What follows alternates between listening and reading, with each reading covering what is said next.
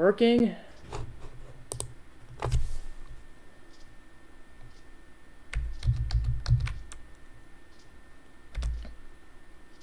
Oh, my back.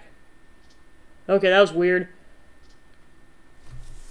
Okay, moving on. Okay, so yeah, I'll just repeat the whole shtick I was saying. So basically, I'm going to be discussing Xenoblade Chronicles 3 and doing a tier list today. Spoiler warning, everything and anything that's happened in the base game will be discussed. This is your last chance to back out now. Okay. Oh, no, you're good. Yeah, I was going to say, I didn't even notice the bar not moving until you mentioned it. You're all good. So yeah, I'll go ahead and get that situated. So more specifically, this list is going to be ranking all of the consuls in this game. Basically, S tier is, I would hang out with this person, they're a bro, they've done nothing wrong to the party, or very minimal things wrong to the party. F tier is, they are the absolute shits of the earth. Like, they are just absolute scum. So that's kind of what I'm basing it off of. So kind of as I was putting together the list of all the consuls, I figured out that basically the consuls go from B to Z in terms of the alphabet. There is no Consul A. I kind of looked into it. Apparently it was determined by the whole community that apparently Consul A does not exist in the game. So that's why it'll say, I'll just show it off really quick. So yeah, I got B to Z over here. That's why A doesn't exist. Alright, so that's all the preface things out of the way. So on that note, let's get going. Definitely making sure well, actually, you know what? I'm just going to see how many I can do without referencing my notes. Alright, so I'm going to start with talking about some of the story-based consuls. So let's see. So let's start with C. Okay, so C is Chris. He's Noah's Offseer instructor. And he basically inspired Noah to basically go out and become who he was going to become and be basically questioning the entire system. And then basically when he comes back as a consul, almost at the end of the game, he's basically helping them out, or helping the party out, and just basically testing them like, are you absolutely sure? There is a chance that you might destroy the entire world if it goes back to normal. Are you willing to commit anyways? And basically testing Noah and the Ouroboros gang's mettle and seeing if they're willing to follow through with things. So even though he's a consul, I mean, he did put the entire Fordo Verbis crew to sleep, but to be fair, he just put them to sleep. He didn't really do anything terribly malicious, at least as seen on game. So, like, the fact that he helps the party out the entire time, I have to put Chris at S tier, because he did nothing wrong to the party, so there we go. Chris is at S tier. Alright, next is Dirk or Consul D. He's basically like the scourge of the earth for the party, like from chapters 1 through 6, kind of throughout. Kind of going into like Consul J, that's Yorin. I'll discuss Yorin later. He's basically the one who kind of fuses as a Mobius with Yorin constantly and is constantly a thorn in the Ouroboros gang's side. Also, we find out he may or may not have been kind of a serial killer before he became a Mobius.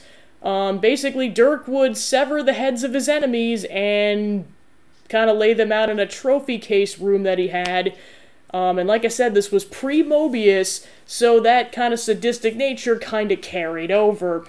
And then, of course, in one of Yudi's past lives, when her colony went up to gold rank, the entire colony was annihilated, and he was the one that was heading that up. And of course, he wasn't fused with Yorin because this happened like way before Yorin became a Mobius, but he was definitely in charge of that, and he basically just instills Uni with a bunch of fear that she has to overcome, largely to the help of Tyon, but then just also kind of overcoming it herself. And then, of course, yeah, like I said, he's just the absolute scumbag. And then he's just absolutely sadistic and killing people. He's definitely like the pinnacle of F tier.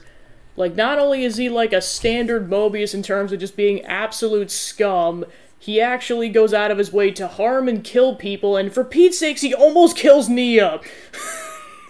Like, that was a butt-clenching moment. It was like, oh gosh, did he really just kill Nia off? But luckily it missed. So, I mean, that reason alone is why he goes into F tier, because he tried to kill Nia. Screw that guy. Alright, so then the next one I'll do is kind of just on that train is I'll go with Yorin. So basically, Yorin is Lan's, Uni, and Noah's friend.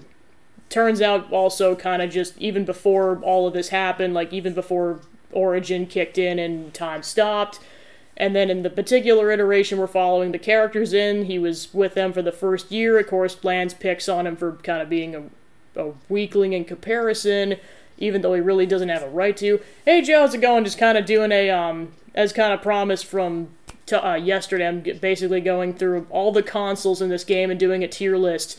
Basically, just a quick summary. S tier is that they're pleasant and nice to be around. I'd be pals with them, and then they generally help the party out. F tier is they're complete shitheads. And everything in between. So that's kind of where I'm going off it. It's kind of just a fun tier list to also discuss the game, but I'm like, no, I'm doing this because this is funny, because I've had this idea for about a month. Alright, so back to Yorin. So yeah, basically he sacrifices his life to save Lance, even though he's been a complete butthead to him up until that point, but to be fair, they were children, so you can't crap on any of them too much. Yeah, sacrifices his life and then just immediately becomes a Mobius afterwards, kind of how we see Shania do it later on, where basically they die, and then they come back in some kind of mystical pool that I don't know if we ever get to go to, and that, because, like, we see X kind of reanimating Shania's body later, so I'm assuming that's what happens to Yorin too. So yeah, Yorin comes back as a Mobius about 7 years later, because I think, like, they had just hit the beginning of their second term when all this goes down, or when Fordo Verbis gets attacked, and then he comes back, I believe it's, yeah, Chapter 3, he's basically the final, or he's the main final boss of Chapter 3, basically poses as Izzard to lure the Ouroboros gang out of the Orion tunnels and basically mimic what happened with one of Tyon's strategies, which, to be fair, he was pressured into it. Screw the people who pressured him into doing that as a young child. But nevertheless, his strategy led to Nimue's death, and then basically just projected Izzard's insecurities and like, secret hatred towards Tyon for making Nimue die. So basically he's posing as him the whole time, because he can basically make mud puppets, essentially, and he basically sends a bunch of them after the Ouroboros gang. Luckily they're able to, the Agnes crew is able to unlock their forms and take them out, and then they find out it's Yorin, much to the shock of the entire Kavesi squad. And then eventually he comes back a couple more times. We fight him again in Chapter 4 when he fuses with Dirk, and then again in Chapter 6 when he fuses with Dirk, but then luckily Noah in particular is able to talk him out of it, just being like, well, especially after finding out what kind of a scumbag Dirk is, just kind of talking him out of it, being like, do you really want to associate yourself with this scumbag? And then just eventually just letting him know that, like, hey, you're valued and wanted, to the point where Yorin sacrifices himself to take Dirk out. So, I mean, just even though he's kind of a thorn in the party's side for a while, he is an ally of the party, and then also he does sacrifice himself to take Dirk out. So in the end, he does do a little wrong, but I'd say in the end he helped the party out, so I'll put Yorin at A tier. Alright, so that's where I'll put Yorin. Next yeah, I guess I'll save those two for later. Okay, so then I'll do O and P. Basically, we see them in cutscenes throughout, like, the first couple of chapters of the game. They're kind of just side consoles, and then eventually we fight them right after Ethel and Kamarabi battle each other to the death, and they basically force this situation, and then eventually it leads to both of their deaths, because it's basically what they chose.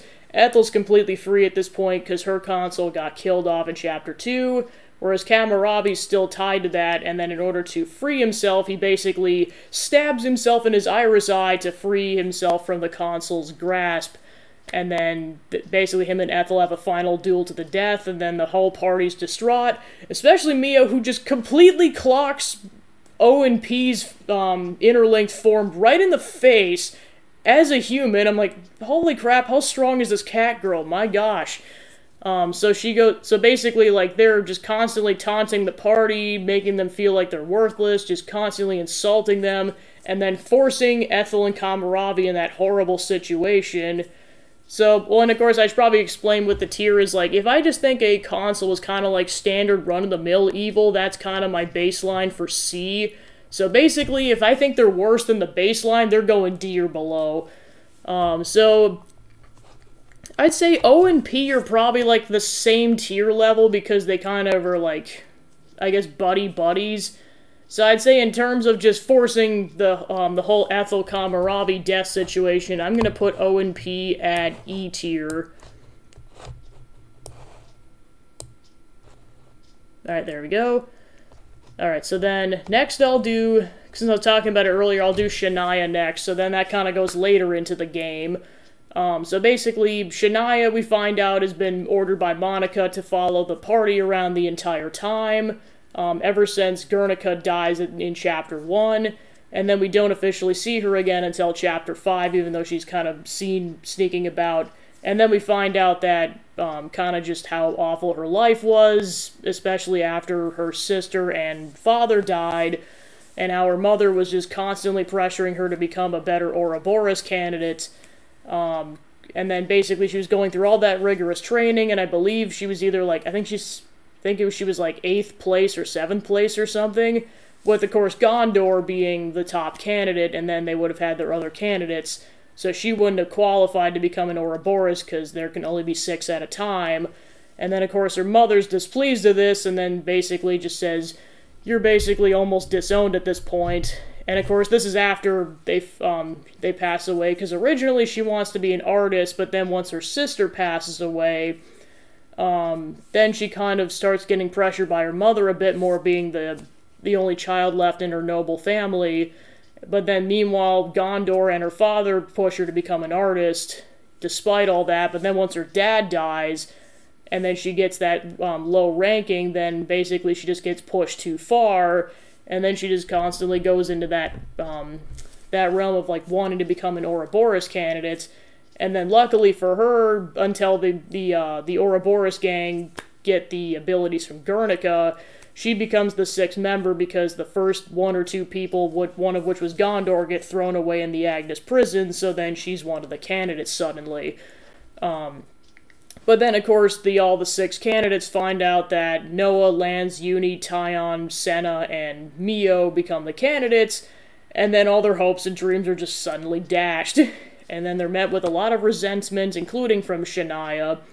And then we find out later on she had a conversation with X. It's like, hey, just pretty much just drawing her over to the dark side, essentially, because I know there's been so many comparisons of Xeno 3's story to Star Wars, I might as well just address that now. I mean, trust me, more of that's going to come up later. So yeah, that's basically all going on in the background, and then meanwhile she's kind of been pushed aside and resented, and then just the further she pushes in the military Ouroboros direction, the more that Gondor pushes her away, and she said, basically, stop copying me, and then she just gets filled with more and more resentment, and of course Senna starts to notice this too, and then she talks to Shania about it, but only gets a piece in, basically having an inkling that she's going to turn traitor, but she's never 100% certain until it actually happens in Chapter 5. She basically sells out Gondor, the Ouroboros gang, and Iggy and Augie and all those guys. And then, luckily, Gondor and Iggy, or no, just Gondor is able to escape. The rest of them get captured, and then, that one scene plays out that just rips my heart in two. My gosh, game. And then, of course, to add insult to injury, Shania comes in during that sequence and just insults the party and just is like, haha, I'm gonna become a Mobius, suckers, and you're all gonna die. So, obviously, that kind of makes her, like, lower rank, but then, of course, discussing her backgrounds, I know some things are taken into consideration. And then, of course, luckily, thanks to M's strategy, they're able to break through and go ahead and tackle basically the entire Consul gang that's waiting for him at the altar where M basically got, well, yeah, I guess M was the one that got sacrificed, not Mio. And then, meanwhile, once N and X get defeated and retreat, then Shania's left alone, and she's like, welp, the only way I can make this work at this point is to basically start the Mobius initiation process, which is to shoot herself in the head. And then she comes back later on at the beginning of Senna's side story to basically reincarnate as a Mobius. Then she goes on a rampage attacking the city, and then only with Gondor and the Ouroboros' ability are they able to talk her out of it, especially since she can manipulate air particles and basically leave things in place. So she does this, and then, yeah, like I said, eventually Gondor's able to remind her, like, hey, this wasn't supposed to be your chosen path, and then they're eventually able to reconcile right before she passes away. And then, of course, like the scumbag she is, her mother dares to basically spit on her grave after basically being a major cause of this whole thing. And then that's kind of where they leave it. So yeah, in summary, basically she does terrible things to the party and attacks the city, but then in the end she does like kind of surrender peacefully, and she doesn't like take everyone with her. So I'd say in terms of that, I'll put Shania at B tier.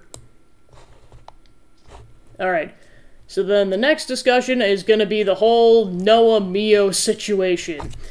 So, we find out in, well, I guess they kind of show up earlier if you're, like, when you look back, but I think Chapter 4 is the first time you really see N and M, so of course, they're variants of Noah and Mio, like, basically, like, earlier variants of them, and then you basically run into them, and then you run into N for the first time while you're fighting, basically, well, you think it's Mio, but then it ends up being Robot Mio, or not Mio, Amelia, because then Melia is actually being held captive at Origin, and you don't run into her until almost the end of the game. But then, of course, you find out she's a robot, and then N proceeds to attack the party, but luckily the Lost Numbers are there to bail them out, and then they're able to escape Keva's castle. And then, also before that, him and Robot Melia are basically give Colony 4 a warning, and also Ethel and Bolearis, hey, if you guys messed up and you turned traitor, Colony 4 is getting annihilated. But luckily the Ouroboros gang is able to destroy the Annihilator before it gets bad. And then we find out right at the end of Chapter 4 that also Mio has a variant. Plot twist. So then they come up again at the end of Chapter 5. We fight them. First M, but then of course she's got a strategy because she never wanted to become a Mobius in the first place. She was basically, that lifestyle was thrust on her by N, and I guess by extension Z. So then she basically has a plan because she just kind of wants to die at this point after being alive for so long. So then basically she uses her abilities to swap bodies with Mio, and then just has a brief talk with her like, hey, are you okay with this? And then Mio's like, yeah, are you okay with this? Alright, cool. So then her plan's set in motion, unbeknownst to the entire party and N. They basically swap bodies, they fight this Mio, essentially. She gets defeated, and then they fight N. They're getting their butts kicked, and then Lance and Senna interlink, and they're about to sacrifice themselves to destroy N, but then X comes in like the jerk she is with Zed's, like, magical staff, essentially, and basically makes it so that they can't interlink, and they can't use weapons. So then they get captured. And then they're in prison for an entire month, and then it all starts with N just, like, taunting the party, and then basically telling them, like, haha, your friend's gonna die in a month, and then then basically cue the depression montage. And then, of course, just because of how sadistic he is about that whole situation, just geez Louise, buddy. So then that whole sequence goes by, we don't see either of them until the homecoming ceremony that they have from, well, at M, but they think it's Mio, and then Mio gets sacrificed. He's about to decapitate Noah, but then Mio uses M's abilities to stop the attack. Basically goes in and just being like, hey, it's me, dude, and then just N naturally freaks out, finding out that his wife essentially just died. And he just freaks out, and just, of course, the whole reason he did all that has just been shattered in front of his eyeballs. Because then before that, they kind of go into a whole montage of, like, N and M's memories from, like, a bunch of different lifetimes, basically they were Ouroboros candidates, and then they were killed off again and again by Zed. He tries to escape the battle, but then they get killed in the bitter cold. And then there's even a timeline where they have a kid, but then because they're still bound to the 10-term system, they perish anyways. And then N just becomes so desperate that he's just willing to do whatever it takes to have him and Mio be alive together. And he eventually takes Zed up on his offer, which, yeah, Zed's... I mean, I know he's supposed to be, like, a manifestation of, like, the world, but in that moment, he's the scum of the earth, for sure. So, yeah, that all goes down, and then basically he's like, well, either you bring Mio back to life as a Mobius, either she's alive, but you have to kill the city's people, or they stay alive and you don't get Mio back. So then he chooses to kill the original city's people, including some of his direct descendants. So yeah, that was horrible, and then you don't run into him again until Chapter 7, and then you fight him to save Melia, and then eventually you're able to talk him down. And then he fuses with Noah, just like M fused with Mio, and then eventually you go fight Zed, and then right before Zed's about to destroy the entire continent, those two sacrifice themselves to save the world. So I guess in terms of talking about each of them individually, to kind of summarize, like I said, M never wanted that lifestyle. I mean, she did initially, but not to that extent, just, well, especially after seeing N kill all the original city's people, and then considering she helped the party somehow narrowly escape their fate, M goes straight to S tier. She's just a bro to the party, she deserves it. And on the other hand, like I said, he commits some horrible atrocities, but in the end, he does sacrifice himself to destroy Zed, and then also he joins up with the party. So I'd say, kind of for similar reasons to Shania, I'll put N at B tier. Okay, let me see if there's any more. Okay, yeah, so then there's the main three. Okay, so then there's basically Zed's two main lackeys, X and Y. We first see X in Chapter 5, as stated before, basically assisting N in sapping the Ouroboros' gang of their abilities. Then we briefly see her, like, between Chapters 5 and 6, trying to use her abilities and just failing miserably after N and M or Noah and Mia are able to regain it. And then once they destroy the staff, then the other four are able to regain their abilities too. Then we run into her again when we get a distress signal from Colony 4 from Colony 5 that they just went bye-bye. And then, of course, then we find out the truth about the whole ranking system of the colonies. Specifically is that, like, it basically goes from, like, dirt all the way to gold. Basically, you don't want to ever get a gold rank, because if you do, basically you're, like, ripe for the picking at that point, which is what happened to Uni's colony in a past life. Which is why her and her entire colony got annihilated, and that's exactly what happened to Colony 5. So then, basically, she's, like, explaining this, and of course she's incredibly sadistic the whole time, and just all around just a bad egg for sure. So yeah, that's all going on, and then, meanwhile, just gotta double check which Consul it was. And then, during that, Consul L is kind of just a lackey to, kind of helping her out to try to taking out the Ouroboros gang. So those are the two that come up in that moment, and then we don't fight X again until almost at the end, where we kind of just, we fight her as kind of one of the last-minute barriers to Zed, and then basically she's technically a part of Zed, so then we fight her again as part of the final boss fight. So in general, she's kind of just, like I said, she's one of Zed's lackeys, and she basically is, like, incredibly sadistic, but probably not to the same extent that Dirk is. So, like, I'm either going to put her in E or F tier. I have to think about this for a second.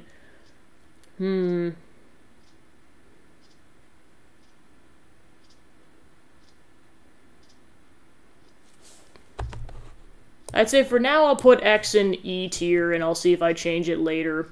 And then in terms of L, he's kind of just the standard lackey, but he's not particularly good or bad, so I'll put him in C tier.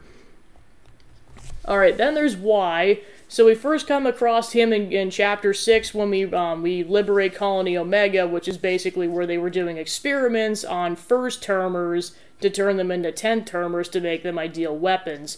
Specifically, he basically was using Miyabi the whole time, and kind of getting really creepy with the touch. Like, there were definitely one or two moments during that cutscene where I was like, bad touch, bad touch.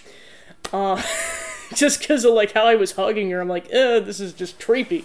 Whether or not they meant it like that, I don't know, but that's how I'm choosing to interpret it. So yeah, that all happens, and then it turns out he's also resurrected Kamarabi, Mwamba, and Fauci, or whatever the name is, of Mio, Tyon, and Senna's 10th termer compatriot in Chapter 1. So basically he's just doing, like, horrible experiments and everything, and then just, like I said, forcing Miyabi into this lifestyle, and just, like I said, getting kind of borderline creepy with it. And then, like I said, then we fight him again like X in the... but then, of course, he's got a lot of a calmer demeanor, which is why I think I'd put him higher ranked than X.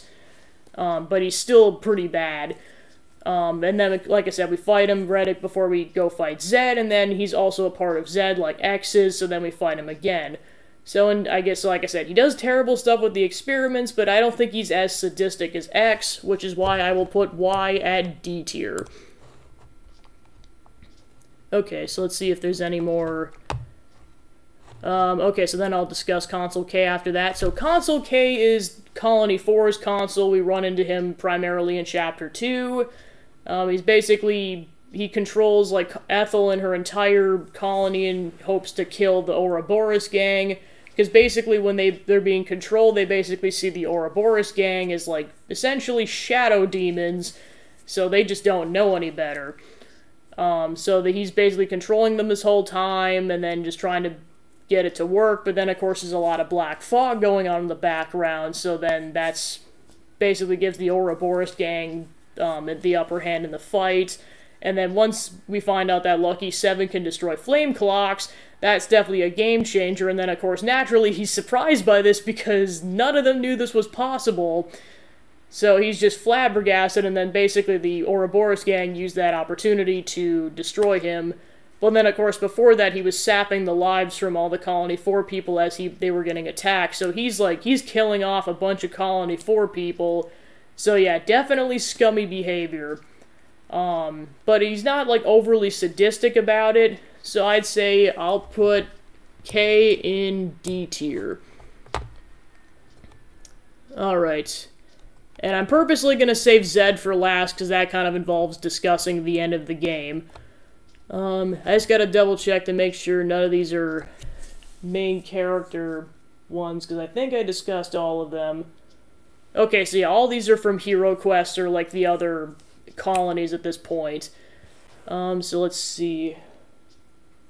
Okay, so next I'll pretty much just go in order at this point as much as possible. So Consul B is the consul we come across in Colony 9, or Zeon's Hero Quest. So basically when we try to go talk to Colony 9 again, they are very distrusting of the Ouroboros party. They have to very gradually gain their trust back, and then, well, especially from Zeon, because he's the one that kind of gets them to somewhat accept the Ouroboros party, especially the Agnes crew. Not as much as what they had to do with Colony 4, but sort of to an extent they had to do that. And then just like, well, then of course he had to continue to do more and more side quests to get them on board. Like, it didn't just go away once they defeated the Consul, but they got there. And then meanwhile, Consul B shows up and he's like, hey, you guys, like, why are you trusting the Ouroboros gang? And then Zeon's like, screw you! And then just, like, it is hands down the funniest instance of Noah breaking a flame clock in the entire game. It's just basically Zeon just being a distractor, be like, so you know that scum you're talking about? That would be you! And then he turns around and then Noah's just slashing the flame clock, and then he's just staring in awe and disbelief at it. And I'm just like, for a solid 20 seconds he's just staring at it. He's just like, oh shit. So, I mean, like, he doesn't do anything particularly bad, just besides being a standard consul, but just, of course, that moment just makes that whole interaction really funny, which is why I'm giving him a higher ranking than most of the other consuls. So I'd say, in terms of just kind of being a standard consul and not doing anything particularly bad, I'm gonna put Consul B at C rank. So there we go. Alright, let's see who I want to do next.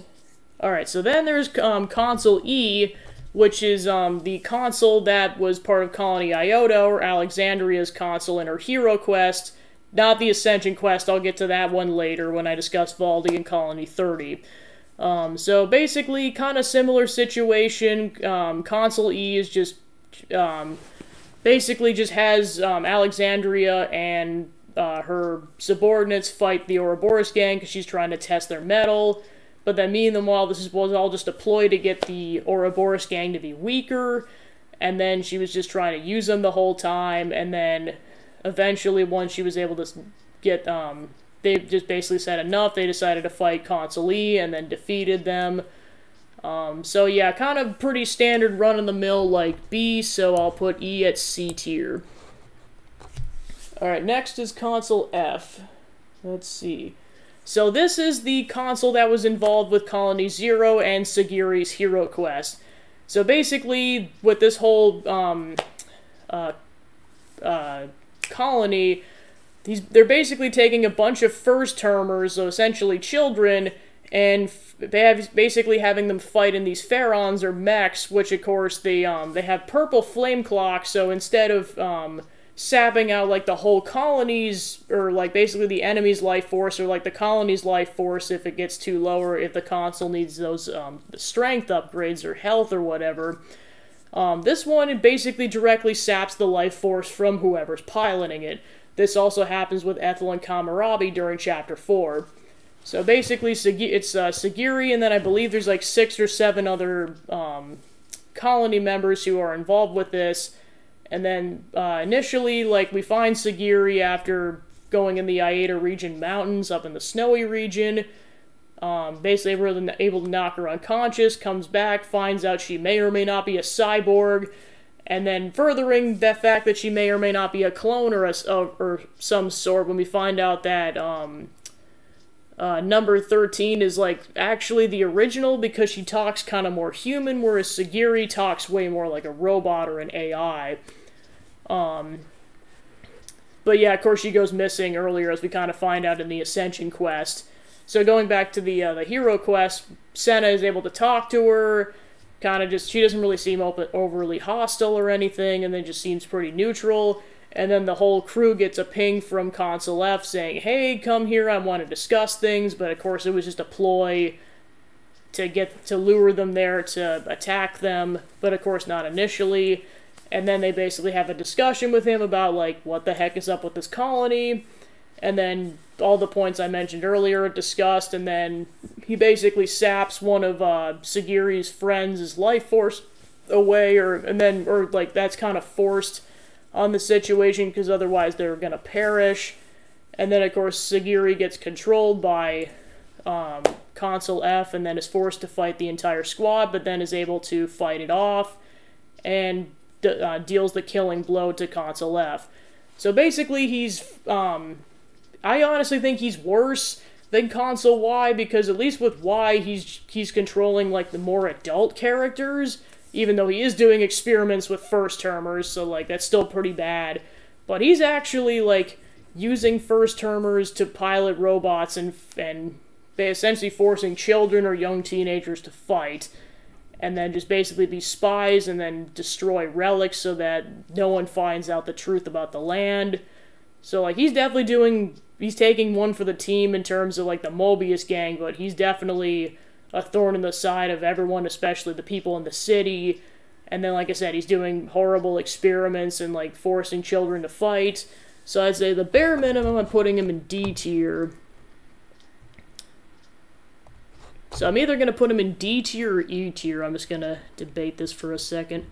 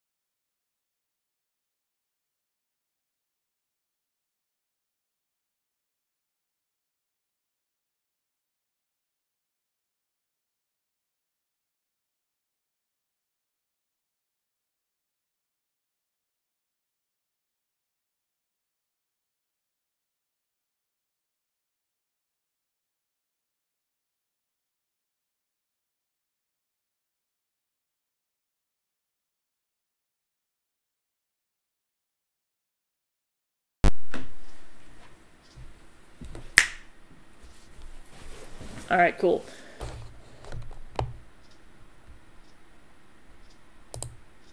Alright, that should hopefully fix the issue. Hopefully that doesn't happen again. I'm kind of going back on the PC setup, so I'm trying to see if I can continue to get the microphone to work so I don't have to rely on the audio from the webcam, because I know it's good enough quality, but it's not as good as the microphone. Alright, so anyways, I'll, not sure how long I was muted for, so I mean, I think I just started calling, or, Consul G, so just probably go from there. Actually, you know what, I am getting a little thirsty. I'll be right back.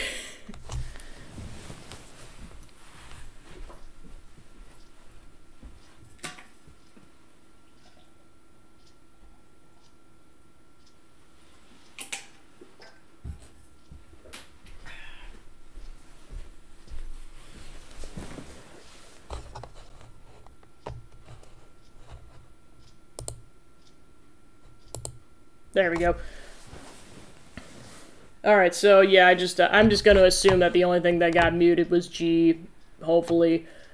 So yeah, I'll just start over from where I was at the beginning of G. So basically, Consul G is the consul that is kind of helping out Teach in Colony Gamma, which is where Senna and Tyon and Mio were at the beginning of the game, because originally they got brought there from different colonies.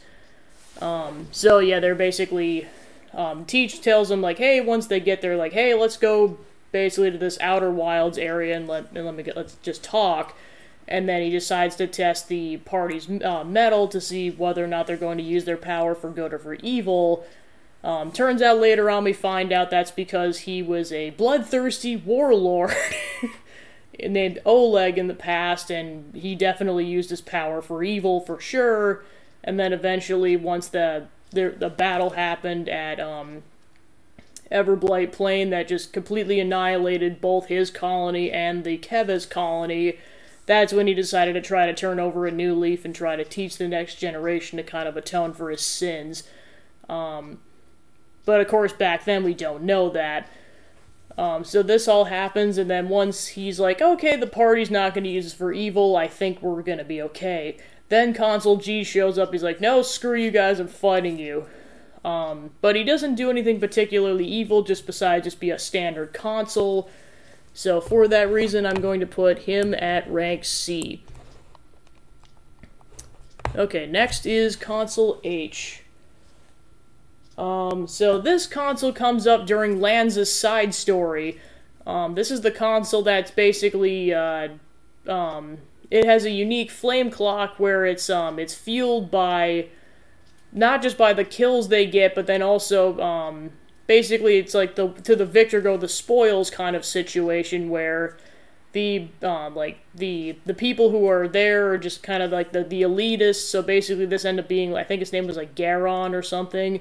Basically, this essentially lands Noah and Uni's and Yoren's bully growing up at Fordo Verbis.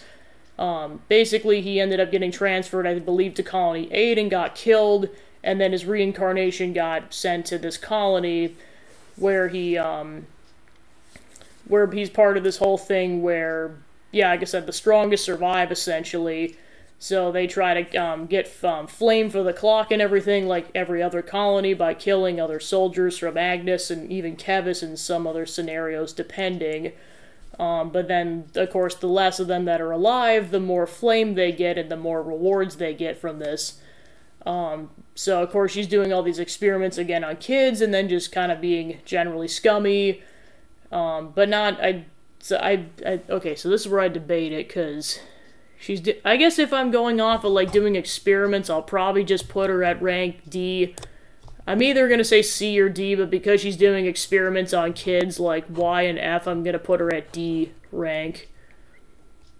Okay, so next is Consul I. Let's see. Okay, so this is Irma from Colony Mu with Fiona as the commander.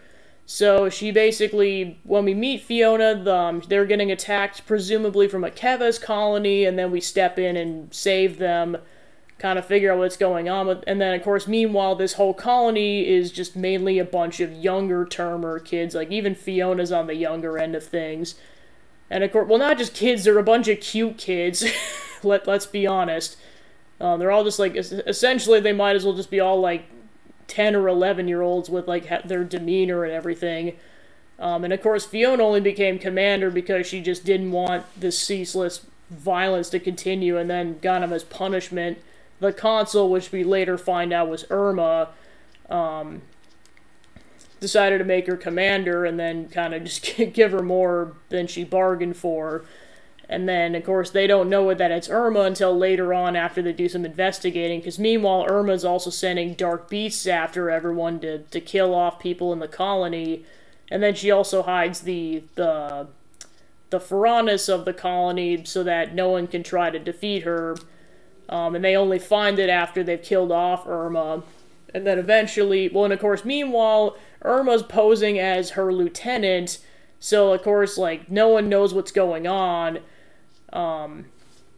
Like, they don't know what rank the colony's at or anything. And of course, they're just trying to do this because, like, basically their despair and hope is basically, essentially feeding Irma in, like, basically, or, like, the flames taste more delicious, essentially. Of course, like, this whole time just comparing this whole situation to, like, vampirism, but that's a whole nother thing. And then, of course, just Fiona eventually just gets fed up, and then just, after, like, basically being a doormat, she's like, okay, enough, you little shit. So then she basically is like, okay, Lance, let's do this, and then they kick the crap out of Irma. But then, of course, her death is very sad because they just found out that Irma was the Consul the whole time, and she basically sent this Kevis squad after her, because essentially she's been, like a decent amount of other Consuls, she's actually on both sides and, like, basically fueling the flames, because we find out during Fiona's Ascension quest that essentially she, there was one moment where she was posing as a Kevesi Consul while at the same time she was head of Colony Mu, and that's why she was gone a decent amount of the time. Well, gone because she was Irma the whole time. But then of course it really makes Fiona sad, and then she just keeps this secret bottled up, and then eventually once she finds where Irma's belongings were at, she decides to tell everyone the truth about who Irma really was, and then just kind of start to move on and heal from there. So yeah, basically Irma was just absolute scum for putting Fiona through that, because Fiona is one of the best party members in terms of personality, so screw Irma for playing with her emotions like that. Like, she doesn't really even have a redemption necessarily, it's just she dies and just Fiona just has to deal with it. So I think Irma's just absolute scum, so for that reason, I'm going to put Irma at E tier. So yeah, I'll put her there. Okay, so then Consul Q is Valdi's Consul.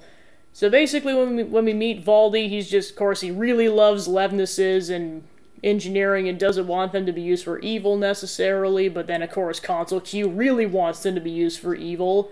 Eventually there's a Levness he creates that essentially I think it's like a Levness buddy machine, which basically just sends off a pulse charge that makes any enemy Levness, particularly the Agnes ones, friendly. He originally wants to use this machine as the ultimate, like, deadly weapon, pretty much second to the Annihilators. And then, of course, Valdi's just despondent the whole time, because he's like, no, this is not what Levnesses are supposed to be used for. And that, so yeah, basically Q is just absolute scum for putting another child through this stuff, and then just forcing Valdi to basically make evil machines, and then eventually the party's able to take him out and say, screw you. So I'd say because of how scummy his actions are, I'll put him at E rank. Alright, cool. So next is Consul R. So this is Ashira's Consul that we see both in the Hero and the Ascension quest. We meet R for the first time when we finally get to the middle of the Consul, or excuse me, the colony, and like, because of course Ashira's like, hey, we're being controlled by the Consul, help. of course in Ashira style. And then eventually we get there, we fight R, and she's like, I will have my revenge, and then pisses off until the Ascension quest, and then she's like, okay, I'm just gonna have, well, of course, secretly she's using Consul W's abilities to basically make the soldiers into puppets. We think it's her at first, and then we find out it was another Consul the whole time. And then she's like, or once we get to the center, she's like, okay, you guys are clearly outmatched. I challenge you to a duel. And then you go to this area, and then it turns out, you find out that Ashira had been executed a decent amount of times, because in the past, homecoming ceremonies weren't a thing. You would just get executed by getting your head chopped off, like En was about to do for Noah. And then, of course, she feels the pain of it every single reincarnation in the back of her neck. So yeah, R is definitely scum for putting Ashira through that, and of course the entire colony, even though, let's be honest, a decent amount of people in Colony 11 are full-on sadists. Like, good lord. Like, just doing that side quest yesterday, I'm like, wow, and I thought Ashira was intense, just not even close. Some of them are definitely worse. So, like, I kind of give kudos to R for putting up with that, so, like, I guess she gets a few sympathy points, but at the same time, like I said, she forces W to make Ashira a puppet, and then just reminding Ashira about the past, and is just generally scummy.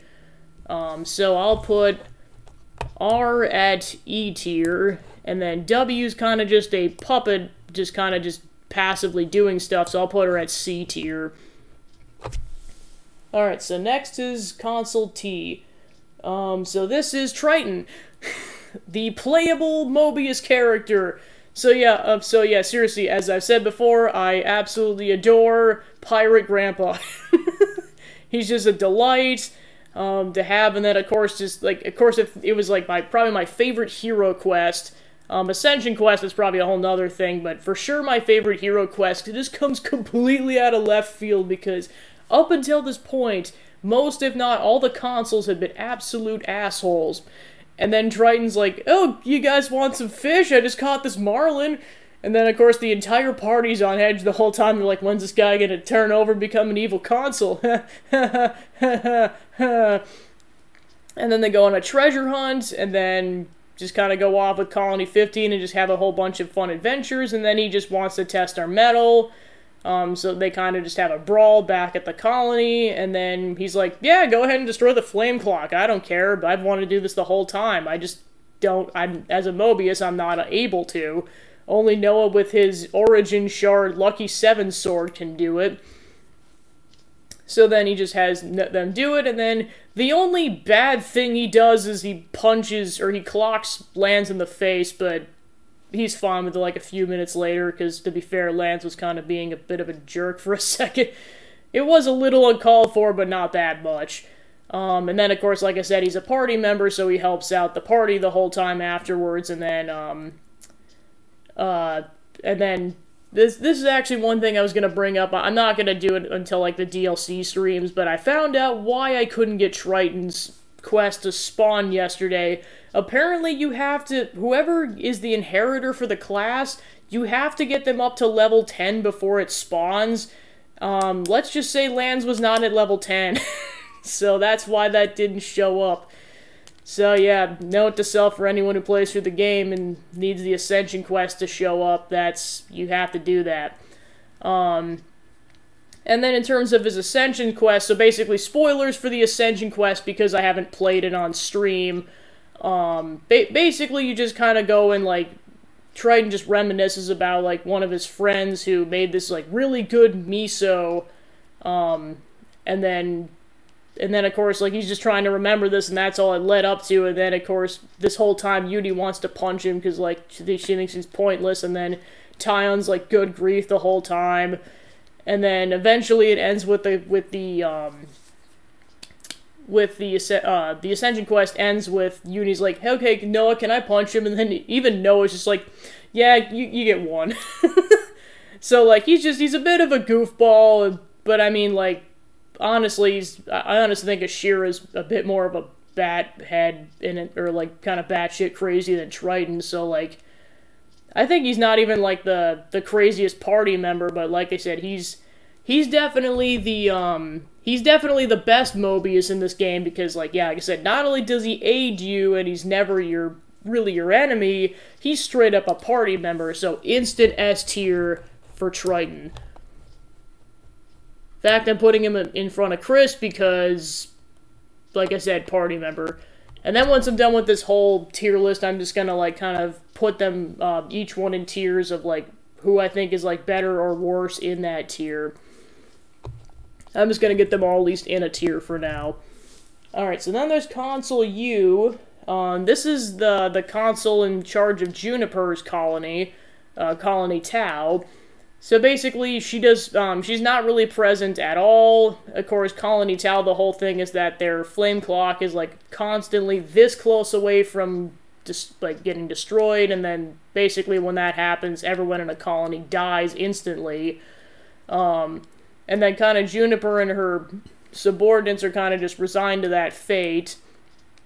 And then eventually the Ouroboros gang are able to knock some sense in them and be like, hey, life's worth living, come on, man.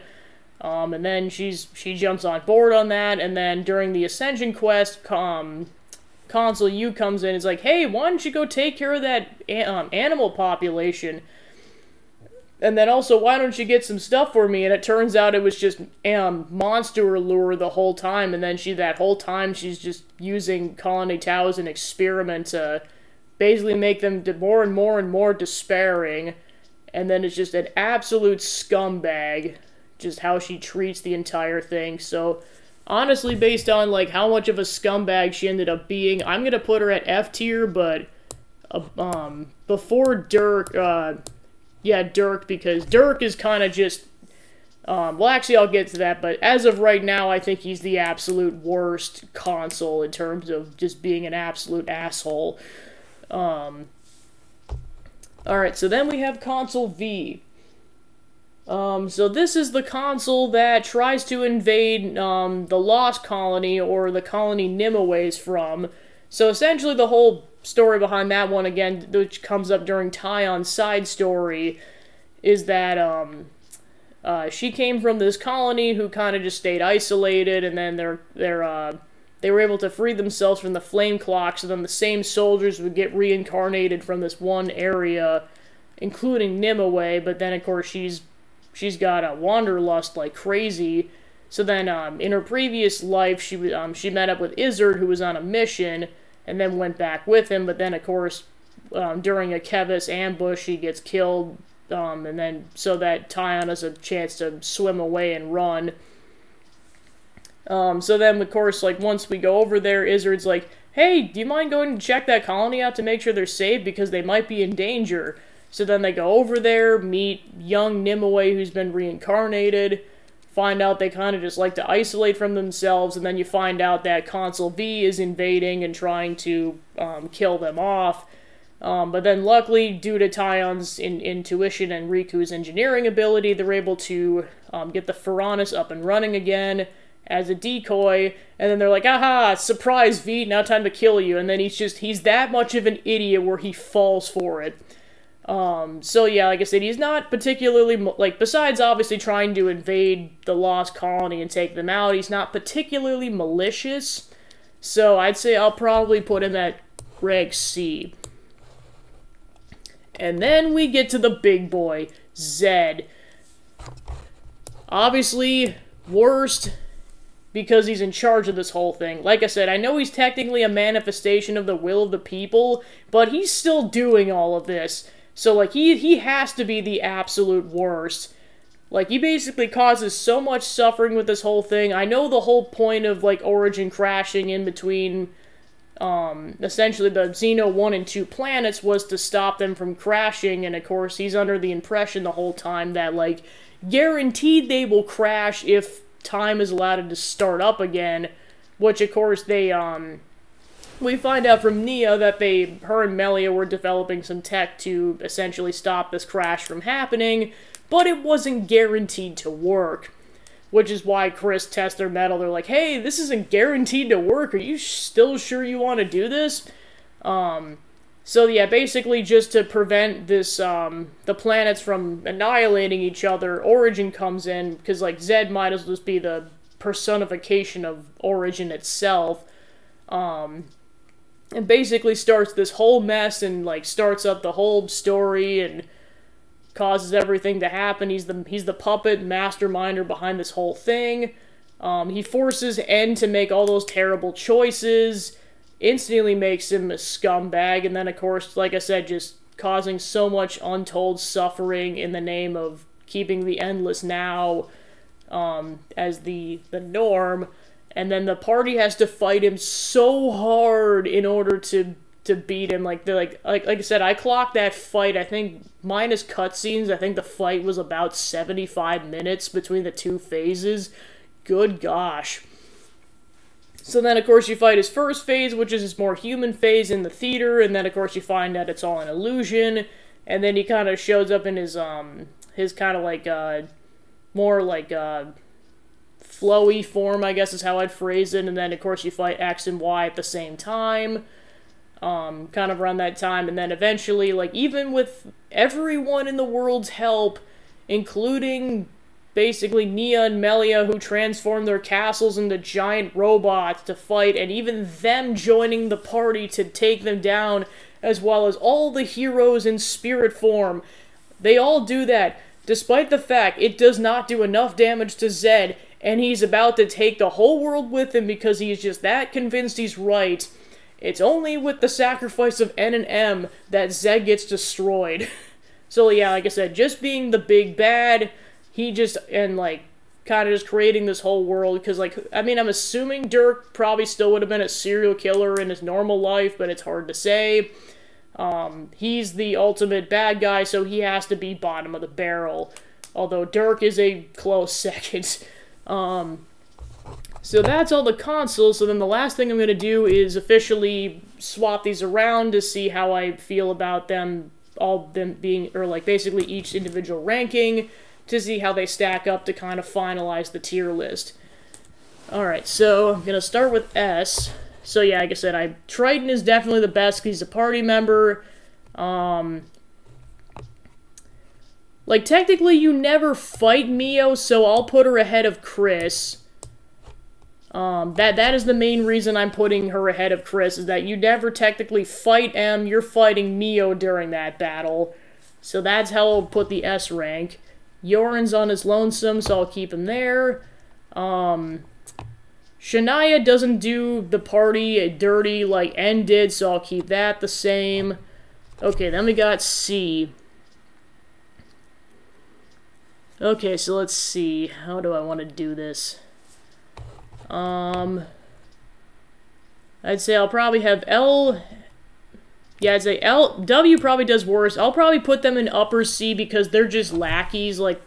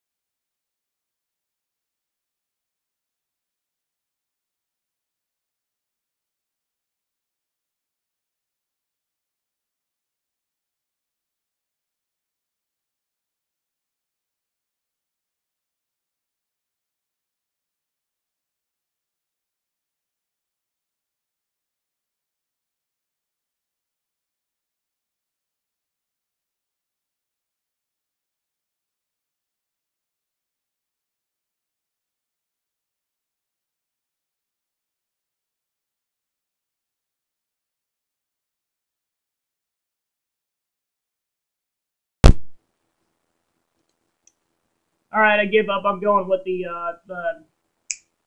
sound from the webcam. I'm like, we have 3 strikes and I'm out on that. So yeah, I apologize for the lower quality, but it just keeps going in and out. Alright, so not exactly sure when that happened, but I'll kind of briefly discuss my reasonings for what I did up until this point with the rankings. So yeah, like I said, Triton's a party member, so he's going to be absolute top. M like I said, helps the party, but she doesn't ever fight the party directly, so she's staying there. And then Chris helps the party, but he does fight them, so that's why he's the bottom of S tier. And then Yoren's on his own, so no changes. Shania doesn't do the party as dirty as N does, so that's why that's staying the same.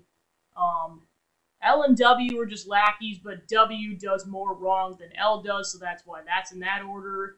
V's a lackey, but he's also an idiot, so that's why he kind of goes higher on the C rank. And then, okay, so this is where I left off, was figuring out what order I wanted to put B, G, and E in. So yeah, then I was discussing Q about, like, besides what I discussed with him and Baldy's situation, he also almost kills the party in Alexandria, and then tells the party how about she poisoned their commander because he was a warlord, almost kind of like how Oleg was, and she just wanted to stop that at all costs, and that's why she has trust issues. And then basically made her a puppet, so, like, I am definitely keeping Q in... Actually, you know what? With that addition, I think I'm going to put Q in F tier because he's just absolute scum at that point. Okay, so then, yeah, going back to B, G, and E, what order I was going to put those three in. Yeah, because B just fights the party, and so does G. And then I think E's a bit more manipulative, so I'll keep that. I'm just going to keep that as is, because I think that's the order I'd put it in. Oh, yeah, well, yeah, that was the thing, too, is, like, because of the whole funny cutscene of just B gawking at Noah while he's destroying the flame clock, that's why I think he's higher than G. So I'll keep that as is. Okay, so then the 4 consuls in rank D. Okay, so I just gotta remind myself. Okay, so yeah, that's why Sagiri's consul, Colony 4's consul, and then the console that was being used to, like, do the experiments with that whole winner takes all flame clock. I'd say H's experiments are the least bad, so I'll put H at the highest rank. Then I'd say I'll probably put Consul K next because he wasn't doing experiments, but he was taking the lives of his subordinates, which is pretty bad. And then I'd say because Sagiri had less... so, okay, now the question I gotta ask is what was what Y was doing to Miyabi worse than what F was doing to Sagiri, or vice versa? That is the question.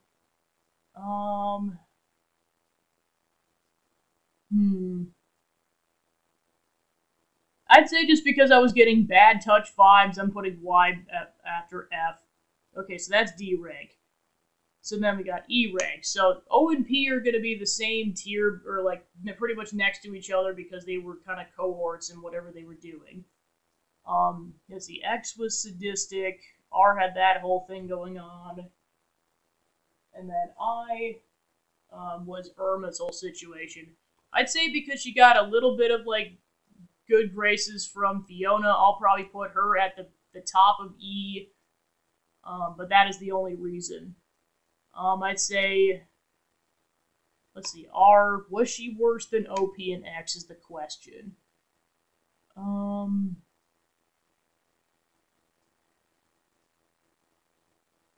I mean, X annihilated an entire colony, and they caused the deaths of Ethel and Kamaravi.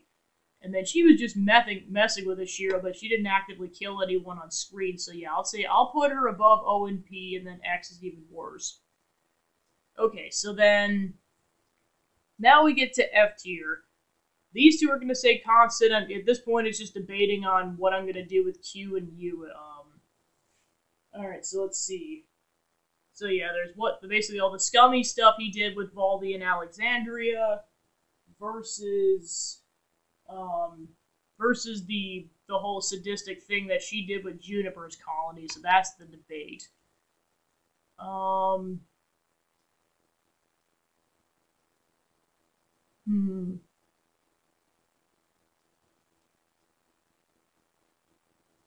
Well, this is where I almost debate on putting Consul X into F category, because, like, well, to be fair, I know the main reason he's worse is because he's a serial killer. let's see.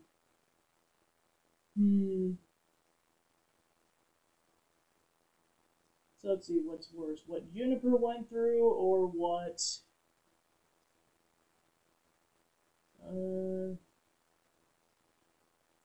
Valdi and Alexander. Well, to be fair, because Q put two commanders through hell, U is technically gonna be above Q for that reason.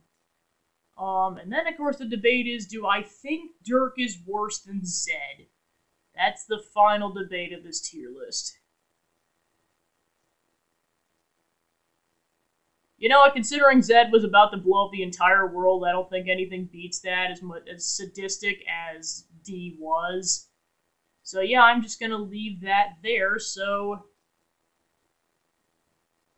there we go. That is the official tier list of consoles that I made in terms of ones that I'd be bros with at S tier and the absolute scum of the earth at F tier.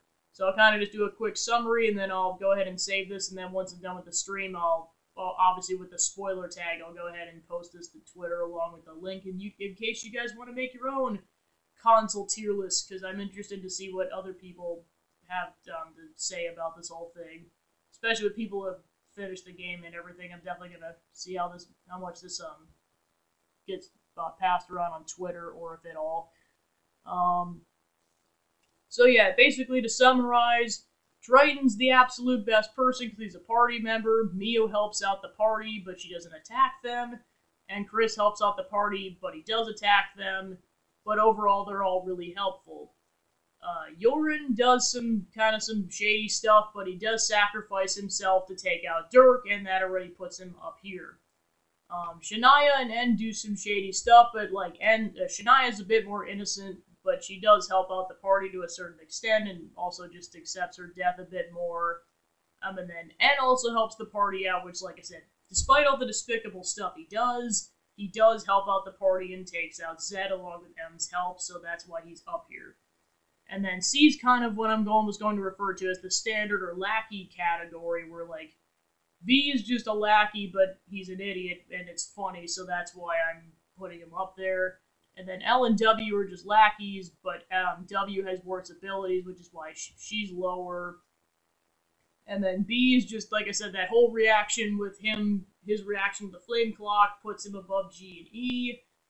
And then E just kind of forces Alexandria and her cohorts to do worse stuff than teaches Consul does, so that's why that goes in that order. And then we got D category. Just gotta remind myself. So yeah, so basically I'm going to refer to D as the experiments tier. So basically H does the experiments with the survival of the fittest, which I think is the least worst of the experiments. K is just scummy in terms of what he does to Colony 4, but it's not as malicious as some of the other consuls. F does the experiments with Sagiri and her crew, and that's just awful, but then I think Wise is worse because he's basically forcing children to become adults and then using them as mindless puppets, and then worse, making Miyabi his slave, essentially. Like, to what extent, we'll never know, but just hopefully Miyabi's okay, just good gosh. And then we got E tier, which is kind of like lower scum territory. So yeah, like I said, you got Irma, who basically put Fiona through hell, and then but like I said, she had that redeeming quality of just being gentler with Fiona in the end, so which is why she's higher E tier. And then you've got R, who put Ashira through hell, and then basically just did whatever it took to bring her down. And then we got O and P, who, like I said, basically forced the whole situation, which resulted in Ethel and Kamaravi offing each other, and then, of course, Mia was able to punch him in the face, which felt satisfying. And then we got X, who basically has been stopping the party at every turn, and she takes out Colony 5 with L's help, and is just overall really, really sadistic. Then we got your F tier at the end, which is the absolute scum. So yeah, you got U, who's basically toying around with Juniper and her subordinates' lives in a very sadistic manner. Constantly like teetering on the edge of death, and then of course in the end she was going to kidnap Juniper and do goodness knows what to her. So yeah, she's absolute scum. And then you've got Q, who basically puts Valdi and Alexandria through hell. So like she puts 2 commanders through hell, so that makes her even worse. And then, of course, like I said, you got Dirk, who's just an absolute serial killer and has no remorse whatsoever of just slaughtering people. Just awful in every way. And, of course, he forces Yord into it, and that's awful, too. And then, like I said, Zed is the big bad, and he, like I said, the main reason he's worse than Dirk is the fact that he just wants to blow up the entire world just to prove he's right. So, yeah, screw that guy. Alright, so on that note, after that summary, that is my official tier list for consoles in Xenoblade Chronicles 3. From most pleasant at Triton to absolute scum of the earth at Zed. So I think that about wraps it up. So thank you for tuning into the stream. And like I said, I'll post this and the link to how to make this template probably within the coming hour. If you guys want to do that on your own time or whatever. But yeah, like I said, thanks for tuning into the stream. Xenoblade Chronicles 3 was just quite the ride. Oh my gosh. I know, well, and of course, I was reminded that the second pack of DLC is actually coming out on the 20th, so it's sooner than I thought it was going to. But like I said, I'm going to wait until pack 3 comes out before I play that, and just do 2 and 3 at the same time. But yeah, that's the last bit of content I plan on doing on Twitch for Xeno 3. Yeah, like I said, just enjoy this whole journey from start to finish, and was able to do my first tier list video, so that was fun. And then, yeah, so that pretty much wraps up my streaming for the week, so kind of just quick summary of the announcements from yesterday. Because I have an appointment on Wednesday morning, I will not be streaming Tuesday. And then the schedule for next week is I'm going to be doing Castlevania Harmony of Dissonance on Wednesday, Thursday, and then the baking stream will be on Wednesday. And then on Friday, I'm going to be starting Zelda Twilight Princess on the Wii to kick off the Spooky Month content. And that's about it. So, yeah, like I said, thanks for tuning into the stream, and I'll see you guys on Wednesday for some my first part of Castlevania Harmony of Dissonance. Have a good night, guys. Bye.